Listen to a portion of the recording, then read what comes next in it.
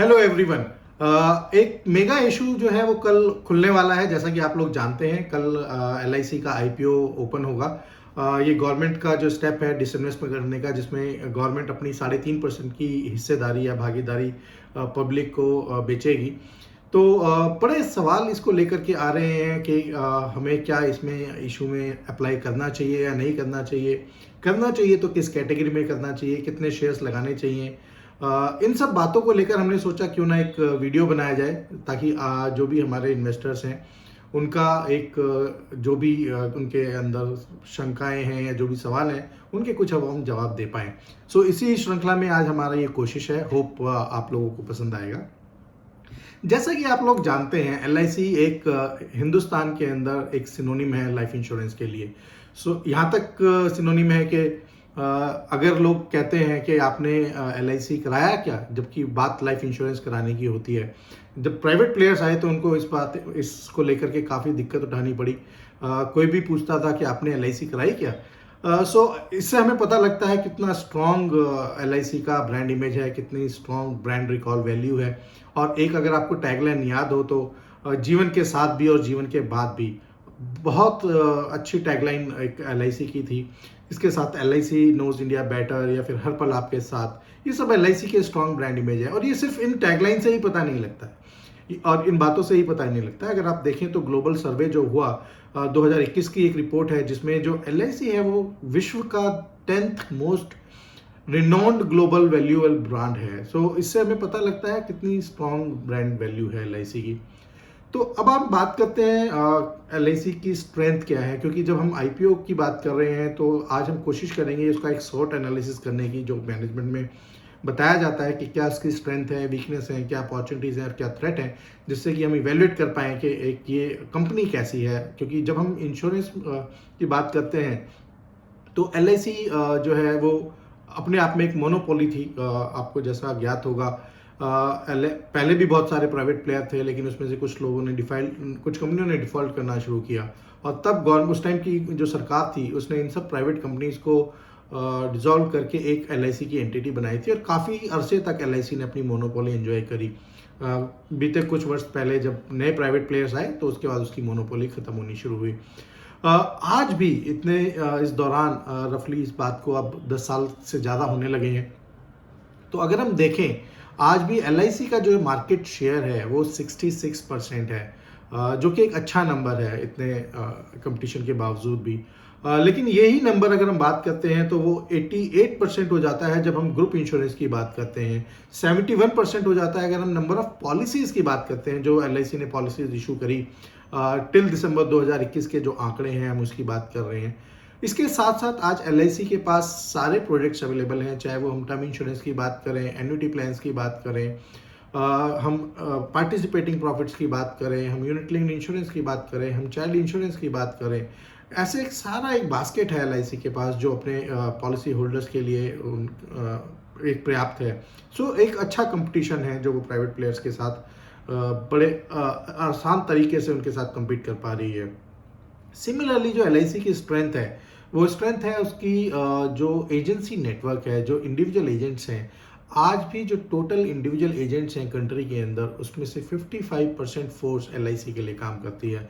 तो इतना strong network है। सिवाय इसके कि भाई एलआईसी सिर्फ एजेंसी के ऊपर डिपेंडेंट नहीं है। अगर आप देखें तो आज उसके पास ऑनलाइन चैनल ऑफ डिस्ट्रीब्यूशन भी है, उसके पास बैंक इंश्योरेंस भी है जो बैंक के थ्रू इंश्योरेंस बेची जाती है। उनके पास में अदर पार्टी जो हैं एग्रीगेटर्स हैं वो भी इंश्योरेंस बेचते हैं उनका। सो सारे मॉडल्स के ऊपर एलआईसी काम कर रही है। उनका डायरेक्ट सेल्स फोर्स भी है। 65 साल का लीनिएज है उसका ब्रांड, एक इनॉर्मस ब्रांड है। इसके साथ साथ अगर हम बात करें कि कितने असेट्स एलआईसी के पास हैं और एलआईसी कितना असेट मैनेज करता है, क्योंकि आपको मालूम है एक मेहनत है एलआईसी। कई बार हमने देखा है, न्यूज़ में सुना, जब भी कोई गवर्नमेंट को प्रॉब्लम आई तो उसने एलआईसी ने उसको बेल आउट किया। ऐसे कई अरसे आए। तो असेट साइज इतना बड़ा एलआईसी का है वो हम देखते हैं। उदाहरण के तौर पे अगर मैं आपको दूं और कंपैरिजन की अगर हम बात करें, आज जो असेट मैनेजमेंट इंडस्ट्री है जिसको म्यूचुअल फंड इंडस्ट्री बोलते हैं, जो इन सारी म्यूचुअल फंड इंडस्ट्री है टोटल इंडिया की, उससे ज़्यादा एलआईसी के असेट्स हैं आज भी। अगर हम सारे प्राइवेट प्लेयर्स को कंसोलिडेट नंबर ले लें, कितने असेट्स उनके पास हैं वो मैनेज करते हैं, तो उसका 3 गुना से ज़्यादा सिर्फ एलआईसी के पास है आज भी। अगर हम बात करें जो आरबीआई के पेपर्स हैं या जो गवर्नमेंट के पेपर्स हैं जो आरबीआई के पास होते हैं, उससे ज़्यादा गवर्नमेंट के पेपर्स आज एलआईसी के पास हैं। रफली जो 7% कंट्रीब्यूशन देती है जीडीपी को एलआईसी, तो ये इसकी स्ट्रेंथ है अगर आप देखें। और जो टोटल इक्विटी लिस्टेड है एनएससी के ऊपर, 4% हिस्सेदारी टोटल कैपिटलाइजेशन ऑफ इंडिया जो लिस्टेड स्टॉक्स हैं वो एलआईसी के पास है। तो इतने असेट्स एलआईसी के पास हैं, तो इससे आपको स्ट्रेंथ पता लगता है एलआईसी का कितना है। जब हम बात करते हैं बिजनेस की, क्योंकि at the end of the day कोई भी बिजनेस को जब आप मेजर करते हैं वो कितने अच्छे से रेवेन्यू जनरेट करते हैं, उनकी क्या रीच है। आज एलआईसी के पास 2048 ब्रांचें हैं जिसके थ्रू वो ऑपरेट करते हैं। 113 डिविजनल ऑफिस हैं उनके पास में, 1500 से अधिक उनके सैटेलाइट ऑफिस है। अगर हम इन सबको जोड़ें तो रफली 91% of all districts in India को एलआईसी कवर करती है। जहां पर आज प्राइवेट प्लेयर अभी नहीं पहुंच पाए हैं, एलआईसी वहां पर भी ऑपरेट करती है। तो ये स्ट्रेंथ है। कुछ लोगों को शायद ये ना मालूम हो, एलआईसी सिर्फ इंडिया में ऑपरेट नहीं करती है। आज एलआईसी इंडिया के बाहर भी ऑपरेट करती है। यूएई में एलआईसी ऑपरेट करती है, सिंगापुर में करती है एलआईसी ऑपरेट, यूनाइटेड किंगडम में करती है, नेपाल में करती है, श्रीलंका में करती है, बहरीन में करती है, कतार में करती है, कुवैत में करती है। इस तरीके की कई सारी कंट्रीज हैं जहां ऑपरेट करती हैं। हालांकि जो बिजनेस है वहां से अभी इतना ज़्यादा नहीं आता है, तो शेयर बहुत कम है, लेकिन प्रेजेंस जरूर है एलआईसी की वहां पर। तो ये अब हमने बात की एलआईसी की स्ट्रेंथ की। अब हम बात करते हैं थोड़ा सा वीकनेस की भी। जब से प्राइवेटाइजेशन हुआ है तो जो एलआईसी का न्यू बिजनेस ग्रोथ है या न्यू पॉलिसी ग्रोथ है वो थोड़ा सा धीमा हुआ है, क्योंकि प्राइवेट प्लेयर्स ने कुछ शेयर्स एलआईसी से लिए हैं, पॉलिसीज बेची हैं। हालांकि अभी भी जैसा हमने अभी शुरू में बात करी, एलआईसी फिर भी बहुत स्ट्रांग फुटिंग पे है, स्ट्रांग पोजीशन पे है। बट हाँ, धीरे धीरे करके कुछ शेयर उनका प्राइवेट प्लेयर्स को जा रहा है, सो वो एक थ्रेट है।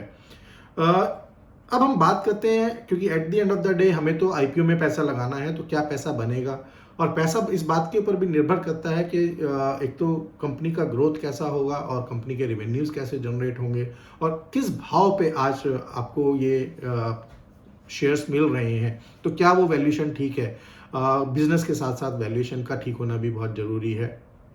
तो अगर हम बात करें, इंश्योरेंस बिजनेस एक अलग तरीके का बिजनेस है। यहाँ पे आप पॉलिसी होल्डर से प्रीमियम इकट्ठा किया जाता है, उसको निवेश किया जाता है, उसके ऊपर रिटर्न बनाया जाता है, और फिर उसका कुछ हिस्सा वापस पॉलिसी होल्डर को दिया जाता है एज अ बोनस, जो पार्टिसिपेटिंग पॉलिसीज होती हैं उसके तहत। रफली 90% का जो प्रॉफिट है वो एलआईसी डिस्ट्रीब्यूट कर देती है पॉलिसी होल्डर में, और सिर्फ 10% का जो हिस्सा है वो एज ए डिविडेंड वापस शेयर होल्डर को आता है। तो अगर हम उसकी बात करें, उसकी वैल्यूएशन क्या है, तो एक पैरामीटर जो है लाइफ इंश्योरेंस इंडस्ट्री को एवेल्यूएट करने के लिए वो है एम्बेडेड वैल्यू। सो जो एलआईसी का आईपीओ है वो 1.1 टाइम्स ऑफ एम्बेडेड वैल्यू है जो इसकी प्राइसिंग है, जहाँ की यही प्राइवेट प्लेयर्स के लिए 2 गुना से 4 गुना है। तो उस हिसाब से अगर हम देखें तो एलआईसी का जो वैल्यूएशन है शेयर प्राइस का, जो आईपीओ का, वो एक रीजनेबल वैल्यूएशन है। साथ में हमें देखना ये भी है कि ग्रोथ जो है वो कॉर्पोरेशन की कैसी है। तो आज की डेट में भी अगर आप देखें तो लाइफ इंश्योरेंस की पेनिट्रेशन इंडिया में अभी भी बहुत कम है as compare to developed economies या अदर इकोनॉमीज। तो अभी बहुत बड़ा मार्केट है जो कैप्चर होना है, बहुत बड़ा मार्केट है जिसको लाइफ इंश्योरेंस की जरूरत है। तो ग्रोथ की चैलेंज यहाँ पर नहीं दिखती है।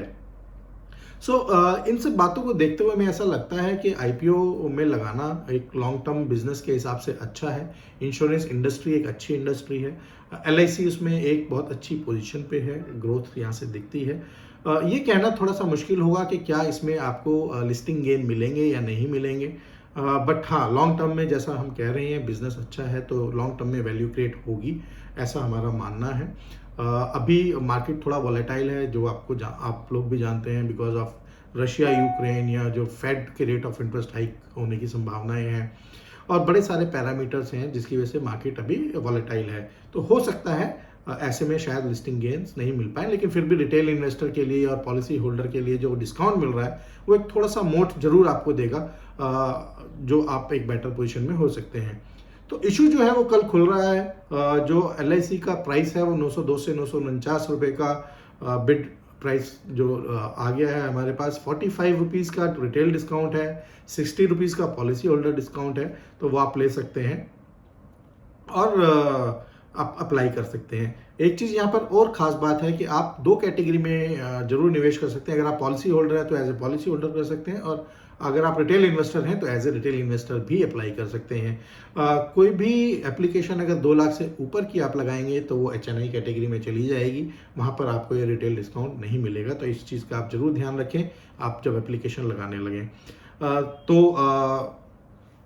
आज का जो वीडियो है हम अब यहीं पे समाप्त करते हैं। हमारा जो थॉट प्रोसेस है वो हमने आपको बताया। लॉन्ग टर्म इन्वेस्टिंग के हिसाब से आप बिल्कुल लगा सकते हैं। So that's all from us this evening. Happy investing. Bye bye.